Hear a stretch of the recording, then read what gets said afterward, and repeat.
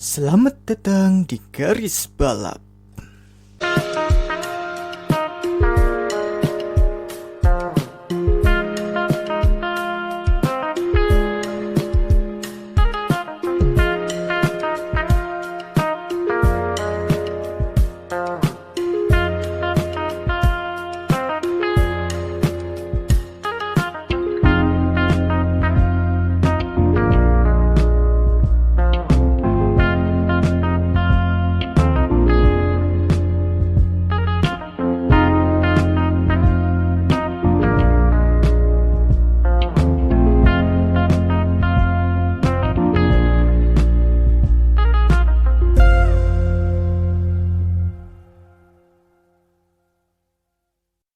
Ya, kembali lagi di Garis Balap bersama gua Bagus. Dan ya, kali ini gua record Garis Balap sendiri karena Yoga ada halangan juga. Dia nggak bisa, dia vakum dulu dari Garis Balap karena ada urusan. Dia juga sedang fokus menghadapi ujian. Jadi ya kita berdoa aja semoga ia meraih hasil yang baik di ujiannya karena kita anak kuliahan. Gue juga anak kuliahan, dia anak kuliahan, terlebih lagi dia mendekati skripsi, jadi ya wish him well lah ya.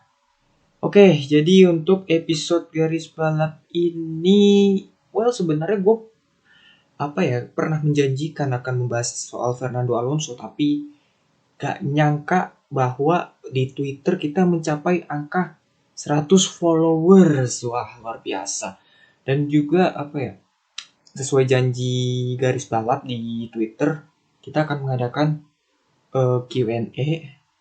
Dan kemarin gue buka Q&A, Garis Balap membuka Q&A itu tanggal berapa ya? Sabtu ya, hari Sabtu kemarin tanggal 6 sampai Minggu tanggal 8 November. Dan wah, kalian menanyakan pertanyaannya cukup banyak ya, bisa dibilang sih. Gue sangat berterima kasih atas pertanyaan-pertanyaannya. Dan sama ini ya, gue ada ide bahwa gue pengen adain giveaway di Garis Balap ini, tapi ya itu nanti dulu lah, nanti kita nanti akan bahas ke situ ya. Oke, jadi ini adalah sesi Q&A pertama sebagai perayaan 100 followers Garis Balap di Twitter. Instagram masih sedikit, tapi ya nggak masalah lah, kita langsung saja.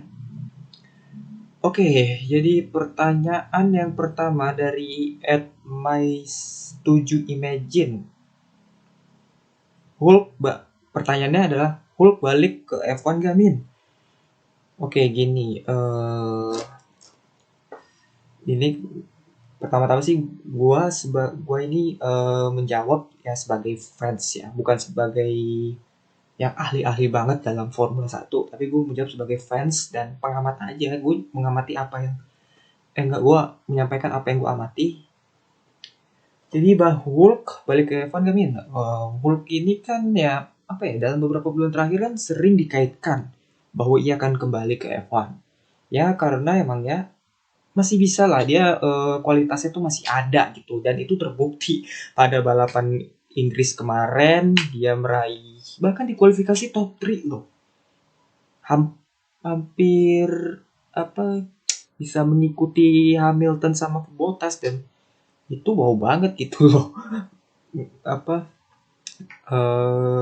Menggantikan Checo Perez di Inggris dan Lance Stroll di Nürburgring ya, karena Lance Stroll karena nggak fit juga, Checo Perez karena COVID, dan hasilnya well banget itu. Dan yang lebih terkesimnya lagi kan di Nürburgring start dari posisi akhir bisa meraih poin gitu kan. Dan ya kita lihat ada beberapa tim dengan pembalap yang sekarang ini tidak bisa mengeluarkan hasil yang maksimal ya. Contohnya Haas, Red Bull, Alfa Romeo. Nah sekarang kan Alfa Romeo ini kan udah ngumumin nih 2 pembalapnya, yaitu Giovinazzi dan Kimi Raikkonen untuk musim depan. Nah sekarang ya tinggal Haas dan Red Bull. Meskipun pada sebelumnya sempat dirumorkan ya Nico Hülkenberg akan ditandemin sama Mick Schumacher di Alfa Romeo, tapi sayangnya Alfa Romeo tetap kekeh dan percaya kepada Kimi Räikkönen dan Giovinazzi. Ya Red Bull sih seperti, kalau lihat Red Bull seperti tidak pas ya dengan performa Alex Albon ya, makanya Marco dan Horner masukkan Hülkenberg ini ke list pembalap mereka untuk masa musim depan. Bahkan itu diakui oleh Helmut Marko sendiri bahwa mereka itu tertarik untuk merekrut Nico Hülkenberg. Tapi sih masih belum fix juga sih. Ya bisa saja mereka sabar untuk mempertahankan Albon atau merekrut pembalap Alfa Tauri, misal contoh Gasly. Dan kalau Haas sendiri sih, Gunther Steiner kepala tim Haas juga sudah bersate ya juga bahwa mereka beresiko bila memasukkan cukup beresiko bila memasukkan 2 pembalap rookie untuk musim depan. Apalagi kan ya rumornya kan Haas ini kan tertarik untuk mendatangkan Nikita Mazepin, apalagi Nikita Mazepin dia bawa sponsor dan duit sama ditandemi dengan Robert Schwarzman atau Mick Schumacher. Tapi setelah dia bilang bahwa untuk mendatangkan 2 pembalap rookie ini cukup beresiko, jadi mungkin ya paling nggak 1 pembalap berpengalaman lah, dan Nico Hülkenberg masuklah ke list itu bisa dibilang. Tapi ada juga nih pesaingnya, dan pesaingnya ini juga cukup membawa sponsor, yaitu Checo Perez. Checo Perez bisa banget ke tim Haas karena dia punya duit juga, sponsor juga dia banyak. Dan Haas ini kan tim kecil, tim mediocre, tim yang butuh dana gitu deh. Dan pembalap F2 ini kita Mazepin katanya sih udah deal soal duit, tapi resminya belum ada sampai sekarang. Bahkan umurnya udah ada dari sebulan yang lalu, mungkin dari beberapa minggu yang lalu pokoknya ya. Untuk Hulk ini sih sebenarnya peluangnya masih ada ya kembali ke F1. Yang paling terbuka yang menurut gue ya Haas, tapi ya lagi-lagi dia harus bersaing sama Perez untuk memperebutkan posisi. Apalagi Sergio Perez ini yang membawa sponsor untuk tim Haas, dan bisa saja akan terjadi ya. Dan Steiner ini paling tidak membutuhkan 1 pembalap berbakat dan 1 pembalap yang mendatangkan sponsor. Kalau sponsor kan Sergio Perez dan Mazepin. Sementara yang dari pembalap berbakat ada dari Ferrari Driver Academy, antara Callum Ilott, Robert Schwarzman, atau Mick Schumacher. Well, menurut gue sih perebutan tempat di Haas ini akan intens. Kalau menurut gue mungkin untuk tahun depan Hülkenberg apakah dia akan ke F1 ya si 50-50 lah, belum bisa ini juga sih. Tapi ini perebutan kursi Haas cukup ketat sih. Oke, langsung ke pertanyaan kedua dari @otskui. Kuinya ada nya ada 3. Min, kenapa mesin F1 dulu yang V12 bisa ganti sampai yang sekarang V6 sampai sama? Apa perbedaan di antara mesin tersebut? Ini sih sejujurnya ya bisa dilihat. Kalau soal perbedaan V6 sama V12 dan lain-lain mah bisa lihat di YouTube sih sebenarnya sih ya. Cuma ya ini Q&A pertama. Q&A yang pertama kali digelar oleh Garis Balap, ya gue jawab aja lah ya. Sebenarnya kenapa ya mesin F1 tuh yang dulu yang V12 sekarang bisa sampai ke V6 gini nih. Di dalam sebuah olahraga pasti kan ada yang namanya perubahan regulasi ya. Bahkan dalam sepak bola aja zaman sekarang ya banyak perubahan regulasi yang diterapkan. Contohnya VAR. Nah, untuk F1 kenapa yang dulu V12 bisa ganti sampai sekarang yang V6 ya, karena ya itu salah satunya perubahan regulasi dan efisiensi ya. Dulu pada tahun 70-80-an lah, dengan regulasi yang masih bebas dan primitif, ada yang memakai mesin V8, ada yang masih memakai mesin V8, V10, ada yang masih V12. Dan bentuk mobilnya kan ya aneh-aneh kan pada zaman itu. Dan juga banyak tim yang masih menggunakan mesin itu di tahun 70-80-an karena mesin V12 masih dianggap yang mesin tercepat. Padahal ya mesin ini terkenal berat dan boros dalam bahan bakar juga sih. Hingga akhirnya ya mulai tahun 90-an mereka memutuskan untuk beralih ke V10 yang jauh lebih efisien dan ringan. Tapi ya pada tahun itu kan tahun 90-an kan masih ada yang pakai V12, V10, macam-macam lah. Salah satunya Ferrari di tahun 90-an, dan Ferrari menurut gua ya salah perhitungan di tahun 90-an itu. Makanya mereka caur-cauran dan tertinggal sangat jauh dari Williams yang merajai dengan mesin V10 yang dengan mesin Renault. Dari era ke era, dari V10, V8, dan sekarang V6 hybrid, selain karena efisiensi, mobil F1 kan zaman sekarang lebih lebih mementingkan sisi aerodinamis sih, bukan dalam sisi raungan mesin atau uh, berapa baik silinder pada mesin, bukan mementingkan sisi mesin, tapi lebih mementingkan ke sisi aerodinamis. Ya kita bisa lihatlah betapa kakunya mesin betapa kakunya mobil F1 tempo dulu dibanding sekarang yang lebih fluid, lebih ngalir gitu aerodinamisnya. Walaupun F1 zaman sekarang dengan aero yang seperti yang sekarang ya V12 V10 sih belum tentu cocok akan mesin akan aerodinamis zaman sekarang gitu loh. Makanya zaman sekarang tuh memakai regulasi dengan mesin V6 hybrid. Ya kalau soal perbedaan nih seperti tadi gue bilang, cukup lihat di YouTube atau Google ya perbedaannya. Macam-macam sih soal suara, berat, dan silinder ya. Soal silinder itu bagi yang belum tahu ya, kalau mobil F1 kan bila mobil F1 dibongkar, lihat mesinnya ada berapa lubang yang menyerupai pipa di situ. Nah, itu namanya silinder. Bila di situ ada 6 berarti itu mesin V6, dan silinder itu yang menyerupai pipa itu ada di di sisi kanan sisi kiri. Kalau itu mesin V6, di sisi kiri ada 3 pipa, 3 silinder, satu di sisi kanan ada 3 silinder juga. Nah, itu namanya mesin V6. Kalau mesin V8 sama mesin V8 juga gitu. 4 silinder di sisi kiri, 4 silinder di sisi kanan. Itu kelihatan kok. Coba lihat aja di YouTube sih. Dan dibanding suara sih V12 jauh lebih gahar ya, tapi nggak efisien.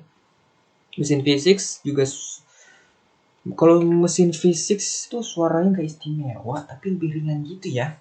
Dan juga lebih bersahabat lah sama mobil Formula 1 yang sekarang.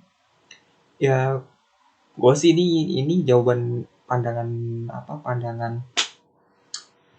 gue sebagai fans ya. Gue juga nggak begitu ngerti soal mesin F1 ya, nggak begitu detail lah. Paling ya gue sampaikan kulit-kulitnya. Kalau kalian pengen ini sih ya bisa cek di YouTube lebih lengkap gitu detailnya, berapa harga mesin V12 di F1 pada tempo dulu, berapa beratnya dan segala macem. Tapi yang pasti sih V12 jauh lebih berat sih. Dan kalau soal suara mesin, bisa kok di YouTube banyak itu mesin F1 V12 sampai V6 bedanya apa gitu. Oke, pertanyaan ketiga. Nah, ini banyak nih. Si username bernama Aksairi, @Aksairi di Twitter ngasih 5 pertanyaan kepada garis balap, dan pastinya akan gue jawab juga. Pertanyaan dia yang pertama adalah, Min, kenapa rumor Albon menjadi yang terpanas di Red Bull, terlebih lagi waktu dia DNF di Eiffel Grand Prix? Tahu sih emang Red Bull kejam. Oh ya, kenapa? Kita semua tahu Red Bull tuh kejam dan gak sabaran ya. Sebenarnya kejadian kayak begini pernah nimpa Gasly musim lalu. Ini ya dejavu sih, cuma beda pelaku ya. Dan juga secara terang-terangan pada saat tahun lalu itu, pada saat Gasly di Red Bull, secara terang-terangan Horner sama Helmut Marko juga nggak puas dengan pace-nya Gasly kan. Makanya kan Red Bull tukar guling dengan Gasly dengan Albon. Albon ke Red Bull, Gasly ke Toro Rosso. Dan ternyata Gasly perform very well gitu loh. Very well dalam arti dia mencatatkan 2 podium, 1 kemenangan bersama Toro Rosso dan sekarang namanya Alfa Tauri. Sementara Albon which is not bad sih sebenarnya. Cuma ada beberapa peluang dia harusnya bisa podium tapi gagal. Salah satunya ya 2 kejadian insiden dengan Lewis Hamilton. Dia itu di GP Austria kemarin sama di GP Brazil tahun lalu. Ya setelah pertukaran itu terjadi ya Gasly emang lebih bagus dari Albon, meskipun dalam sisi perolehan poin dan konsistensi mungkin Albon lebih unggul ya.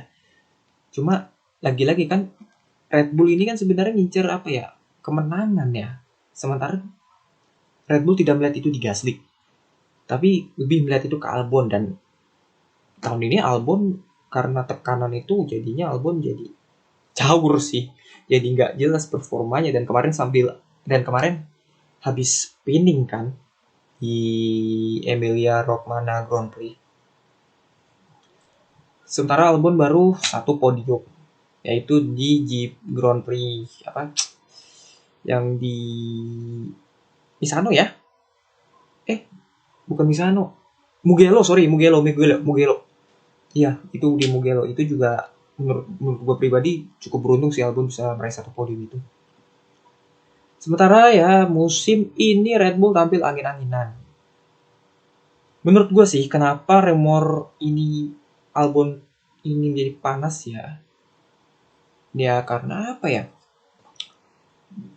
Bad management sih, bad management dari Red Bull sih ya. Mereka setelah menemukan bakat bernama Max Verstappen, itu apa ya? Ambisiusnya mereka untuk ngalahin Mercedes tuh lebih besar gitu. Ambisi mereka gitu. Sebelum zamannya Max kan ada Daniel Kvyat, ada Daniel Ricciardo, ada Sebastian Vettel. Pada saat zaman V6 ini, Sebastian Vettel di Red Bull nggak jelas. Zaman V6 ya, bukan zaman V8. Zaman V6 ini tampil nggak jelas di Red Bull sih Vettel. Sementara Ricciardo perform well gitu loh. Karena mereka udah merasa oke, gue tim juara dan gue pengen bisa menyaingi Mercedes. Ya apa ya, mereka berpikiran bila mereka memiliki 1 Max Verstappen aja bisa mengimbangi Mercedes loh. Dan itu terbukti deh ketika balapan pertamanya Max Verstappen di Spanyol 2016, dia meraih 1 kemenangan. Ya emang ada beruntungnya juga sih.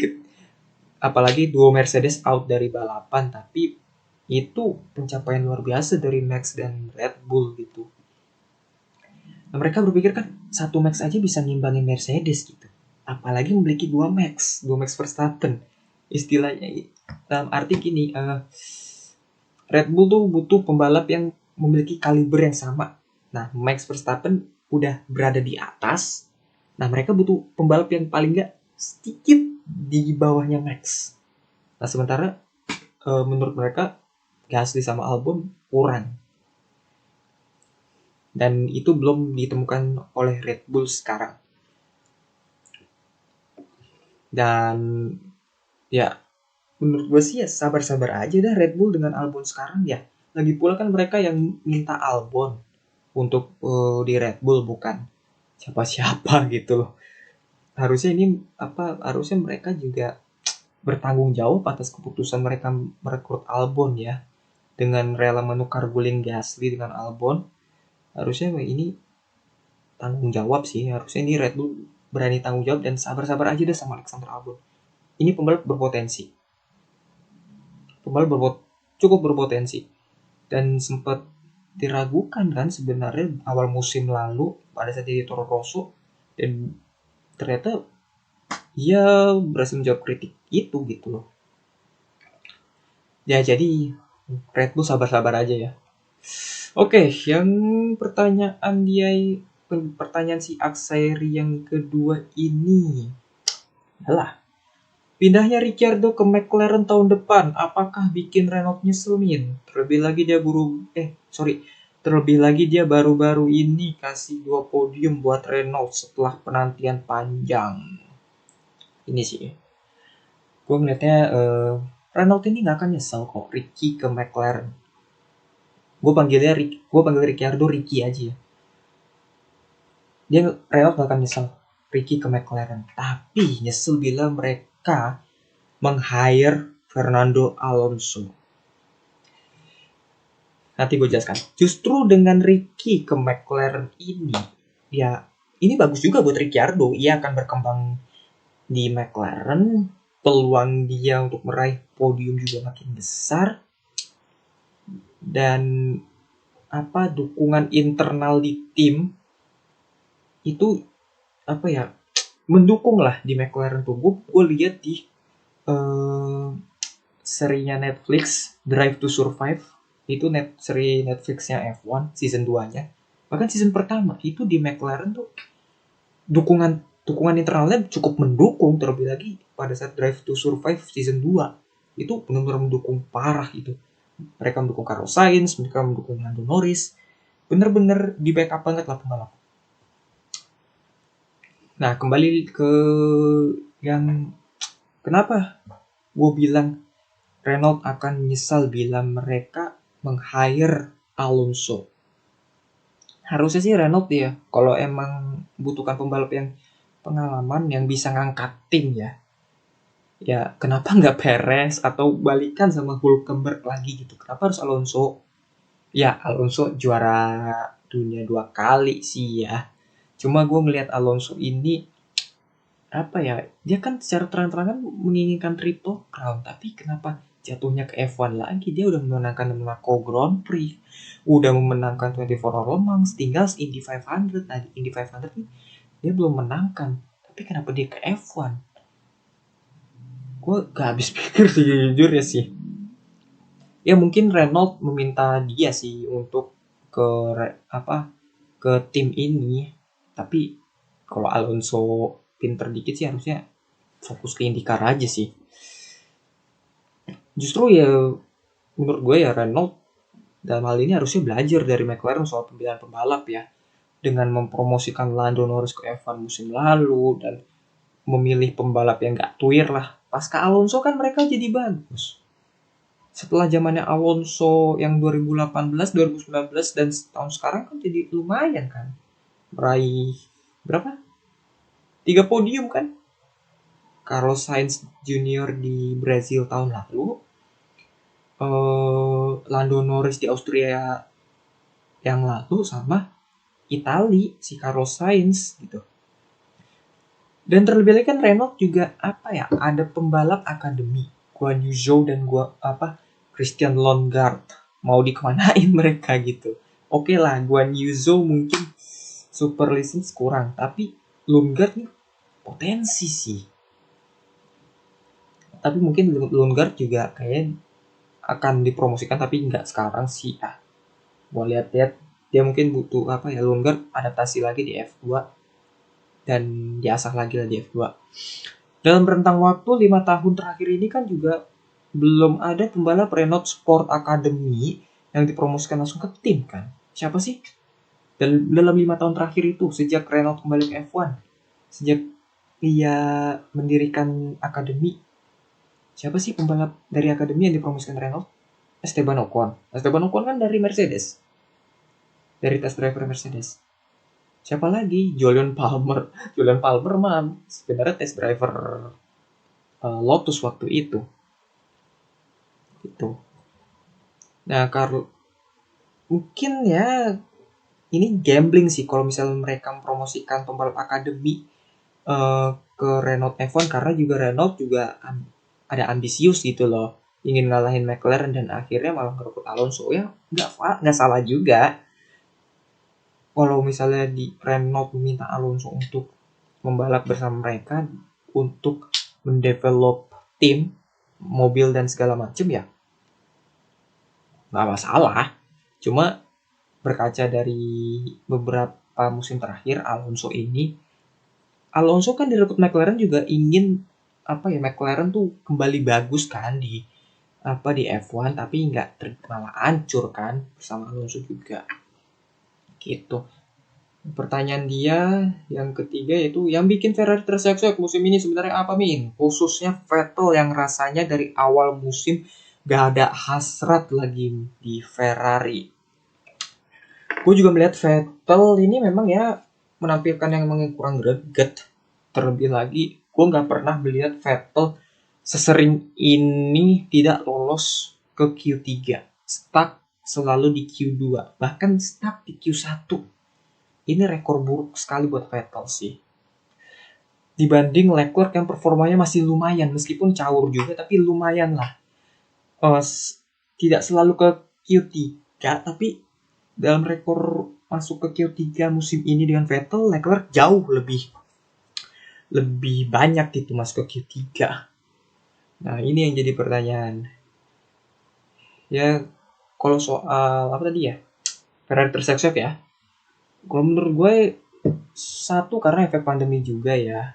Kan kasus terbesar COVID ini kan terjadi di Italia waktu itu. Dan ini mengakibatkan Ferrari dalam mendevelop mesin mereka ya jadi terbatas gitu loh. Itu yang pertama. Yang kedua, bad management dari Ferrari. Apa ya? Dal dalam kasusnya Vettel ini, gue mungkin nggak bilang menganakmaskan Leclerc kali ya, tapi lebih ke apa ya? Mungkin karena di awal musim sudah dipastikan bahwa Vettel tidak akan membalap untuk Ferrari lagi, yang membuat dia tuh jadi kayak untuk apa sih gue membalap untuk tim ini? Untuk musim ini, kalau gue musim depan udah dipastikan nggak akan membalap untuk tim ini gitu. Harusnya itu diberitakan di akhir musim dong, harusnya. Nah itu mungkin itu faktor mental ya, faktor mental Vettel sendiri yang buat dia kayak ogah-ogahan juga mungkin kali ya. Tapi ya itu lagi-lagi kita kan tidak tahu di dalam diri Vettel emang kayak begitu apa enggak. Itu sih ya, pengamatan gua. Dan tak kenapa ya, kan Vettel ini katanya dijuluki baby Shumi. Ngomong aja susah banget, the baby Shumi. Tapi gue nggak melihat dia bahwa dia tuh bener-bener Michael Schumacher. Gini, kita balik ke zaman dimana Schumacher dengan Massa. Felipe Massa waktu itu pembalap masih muda. Sementara Michael Schumacher ini kan pembalap yang juara 7 kali kan. Jadi tandem sama anak muda bernama Felipe Massa dari Brazil. Tapi meskipun begitu ya, Felipe Massa yang pengen membuktikan diri gitu. Dan Michael Schumacher yang harusnya dia punya ego dong, karena gue juara 7 kali, harusnya gue yang diutamakan di Ferrari. Ternyata enggak. Ternyata Michael Schumacher itu bisa dibilang menggurui progresnya Felipe Massa ini gitu. Dan itu gue nggak lihat di Vettel sama Leclerc. Tidak seperti murid sama guru gitu. Menurut gue ini dua pembalap yang menyimpan ego masing-masing. Yang satu prospeknya cerah buat Ferrari untuk masa depan, yang satunya lagi ya juara dunia 4 kali gitu. Jadi ya semoga aja ini menjawab juga pertanyaan Aksa Eri yang keempat. Ini ada 5 pertanyaan. Apakah berita baik, Min, buat F1 ngadain balapan di Arab seperti menjilat ludah sendiri aja FIA? Gue nggak pernah denger FIA mengeluarkan statement ya bahwa mereka tidak mau membalap di Arab ya. Jadi kalau untuk konteksnya menjilat ludah sendiri, ya emang seperti apa? Emang FIA pernah mengatakan bahwa mereka tidak akan menyelenggarakan balapan di Arab? Mungkin ya, bukan mungkin soal pernyataan FIA, mungkin ini lebih ke kampanye We Race S1 ya, yang digaungkan oleh Formula 1, yaitu menggaungkan suatu kampanye soal kesetaraan pada hak asasi. Sementara menurut fans F1 luar sana, dan gue juga lihat komentar IG Twitter yang postingan Formula 1 yang mengumumkan bahwa Arab Saudi akan menjadi tuan rumah Formula 1 itu benar-benar negatif gitu komentar-komentarnya, karena menurut mereka Arab ya gitu deh, menurut mereka ya tidak menerapkan hak asasi. Tapi ini lebih ke politik sih sejujurnya sih. Gue kayak apa ya, nggak berani lah untuk membahas lebih dalam di sini ya, karena ini bukan ranahnya, dan ya cukupkan sini aja. Soal berita baik apa enggak, dilihat apa dulu nih. Kalau dalam sisi pemasukan biaya Formula 1, iya ini berita baik. Karena tahu sendiri kan Formula 1 juga butuh duit. Terlebih lagi tidak ada penonton juga. Jadi mereka memutuskan untuk ya udah gue masuk ke Arab Saudi, ke Jeddah untuk menggelar balapan di sana, balapan jalanan ya, kalau nggak salah. Kalau dari sisi antusiasme dari fans ya enggak lah. Lihat aja komen-komennya kayak negatif banget gitu loh. Gue ngeliatnya kayak, aduh, ya tau lah. Semoga saja ini sih balapan di Jeddah ini bisa bisa dilihat dari sisi positif para fans ya. Dan soalnya di komentar itu negatif-negatif parah sih. Oke, pertanyaan dia yang terakhir. Pertanyaan Aksair yang terakhir. Min, kenapa dinamain Formula 1? Kenapa dinamain Formula 1? Maksudnya nanya kenapa namanya Formula 1, nama F1 namanya Formula 1 ya? Apa gimana? Gue nggak ngerti juga. Tapi gini, ini sebenarnya soal sejarah sih ya.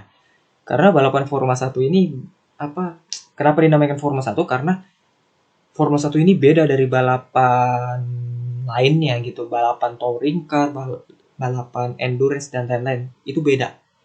Dan terlebih lagi dan terlihat mencoloknya adalah mobilnya.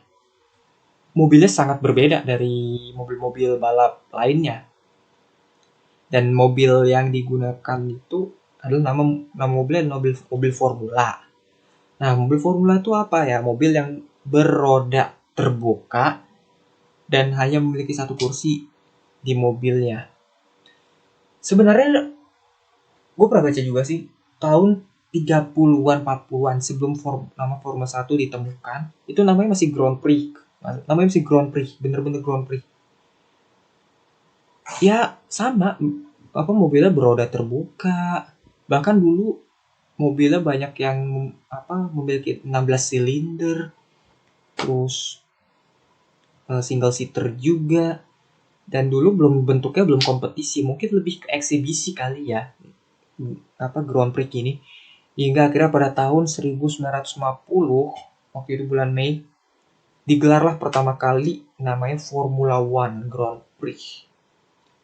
Jadi kenapa namanya Formula 1? Karena ajang ini memakai mobil Formula, dan ia tuh dalam motorsport dia tuh yang paling atas gitu. Dia yang paling bergengsi gitu. Dia yang paling nomor satu, olahraga balap nomor satu di dunia gitu.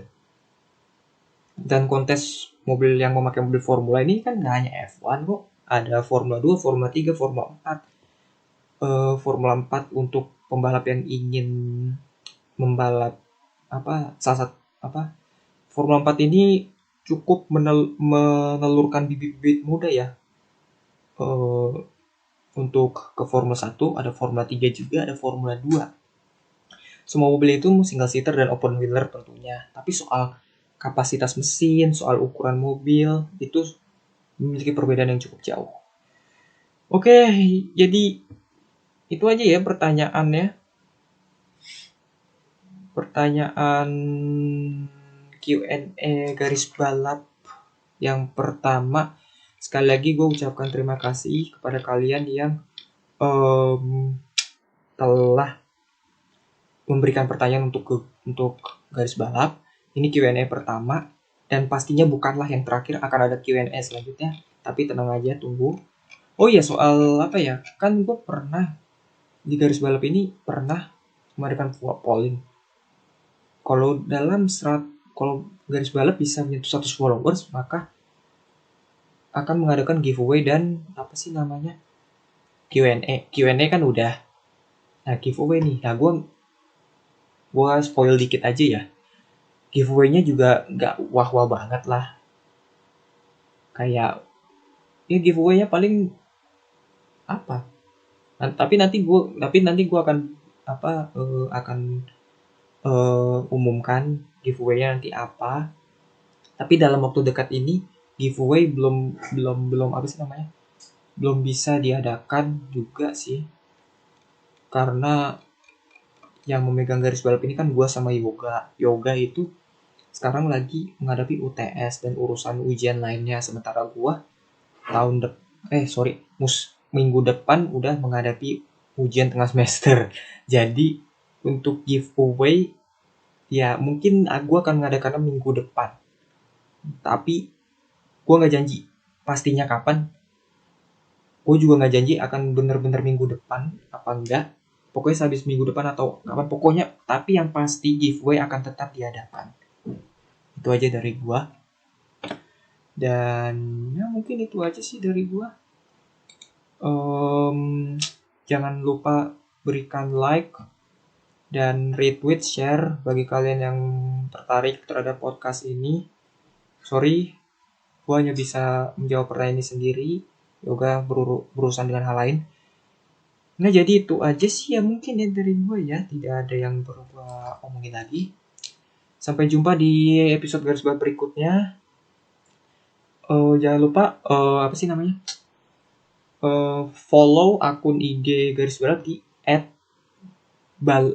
@garis_balap dan akun Twitternya @balapgaris. Oke, jadi itu aja dari gua Bagus, dan sampai jumpa di episode garis balap berikutnya. Salam motorsport.